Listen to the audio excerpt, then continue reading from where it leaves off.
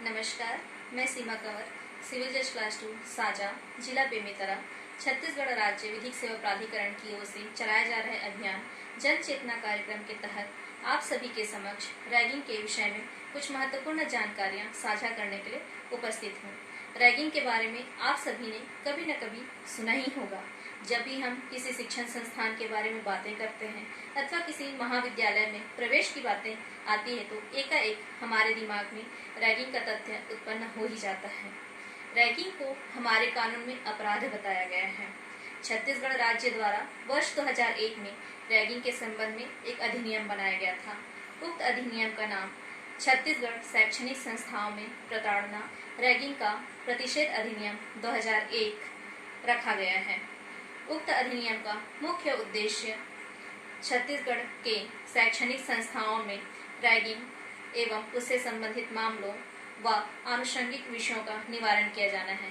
उक्त अधिनियम को दिनांक 17 जनवरी 2002 को पारित किया गया था, जो कि उस दिनांक से हमारे संपूर्ण छत्तीसगढ़ राज्य में लागू है। रैगिंग एक महत्वपूर्ण विषय है जिसके संबंध में यह अधिनियम शासन द्वारा बनाया गया था। इस अधिनियम में कुल 7 धाराएं हैं, जिसमें रैगिंग की परिभाषा, रैगिंग के अपराध की प्रकृति, विचारण का क्षेत्राधिकार एवं दंड के विषय में प्रावधान दिया गया है। रैगिंग क्या है एवं रैगिंग की परिधि में क्या आता है, यह स्पष्ट रूप से इस अधिनियम में धारा 2 का में परिभाषित किया गया है, जिसमें रैगिंग का अर्थ बताया गया है। रैगिंग का अर्थ है किसी छात्र अथवा छात्रा को मजाकपूर्ण व्यवहार से अथवा किसी अन्य तरीके से ऐसा कोई कार्य करने के लिए बाध्य करना, उत्प्रेरित करना अथवा मजबूर करना जिसके करने से उसके मानवीय मूल्यों का हनन होता हो अथवा उसके व्यक्तित्व का अपमान अथवा उपहास होता हो।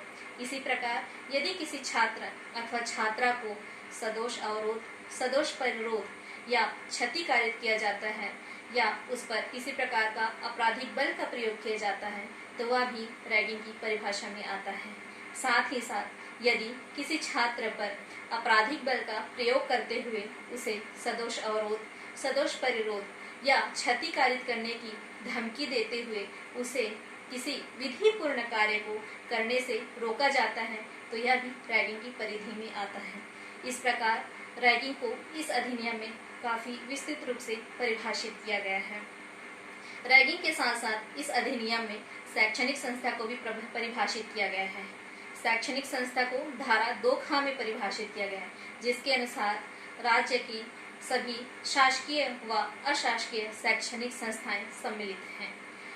धारा 3 इस अधिनियम का बहुत महत्वपूर्ण प्रावधान है, जो कि रैगिंग को प्रतिषेध करता है, जिसके अनुसार कोई भी छात्र किसी भी प्रकार से रैगिंग का कार्य नहीं करेगा और न ही रैगिंग के कार्य में भाग लेगा, ऐसा प्रावधान किया गया है।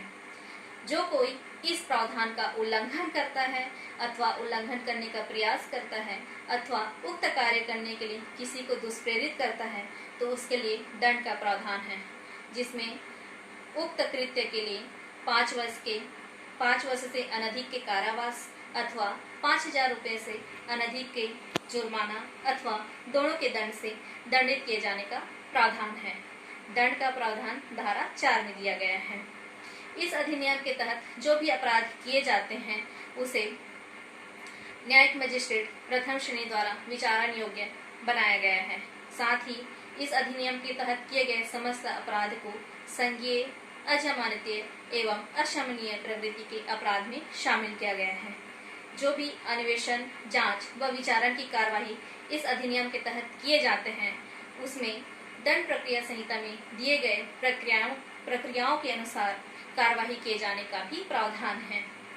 इस अधिनियम में धारा 7 भी एक महत्वपूर्ण प्रावधान है, जिसमें छात्रों के निष्कासन से संबंधित तथ्य बताए गए हैं, जिसके अनुसार यदि कोई छात्र रैगिंग के अपराध में संलिप्त होना पाया जाता है तो विचारण लंबित होने के दौरान अथवा अन्वेषण के दौरान उस संस्था के मुखिया के पास यह अधिकार दिया गया है कि वह उस छात्र को निलंबित कर सकता है अथवा उसे उक्त शैक्षणिक संस्था के परिसर में अथवा छात्रावास में प्रवेश को वर्जित कर सकता है। यदि उक्त छात्र इस अधिनियम के तहत दोषित पाया जाता है तो उस छात्र को निष्कासित किए जाने का भी प्रावधान है। साथ ही साथ ऐसे निष्कासित छात्र या ऐसा कोई व्यक्ति जो इस अधिनियम के तहत दोषित पाया गया है, उस व्यक्ति को इस राज्य सरकार के अधीन समस्त शैक्षणिक संस्थाओं में 3 वर्ष की अवधि तक प्रवेश नहीं दिए जाने का भी प्रावधान दिया गया है। इस प्रकार इस अधिनियम में जो भी अपराध किए गए हैं उसके लिए कठोर दंड का प्रावधान दिया गया है।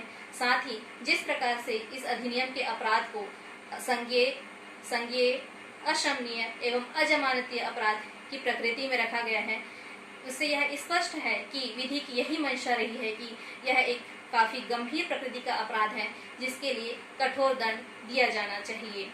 चूंकि रैगिंग के बारे में हम यह स्पष्ट रूप से जानते हैं कि यह किसी व्यक्ति को सिर्फ शारीरिक रूप से परेशान नहीं करता है, बल्कि उस व्यक्ति के मन स्थिति को भी काफी अंदर तक प्रभावित करता है, जिससे उसे आंतरिक क्षति सहनी पड़ती है।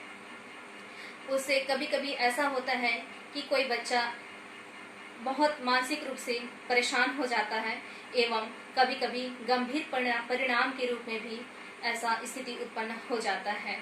तो ऐसी परिस्थिति से बचने के लिए सभी संस्थाओं को, इससे जुड़ी हुई सभी संस्थाओं को एवं इससे जुड़े सभी व्यक्तियों को इसके लिए विशेष कदम उठाना चाहिए, क्योंकि शिक्षण बहुत महत्वपूर्ण है हमारे समाज के लिए।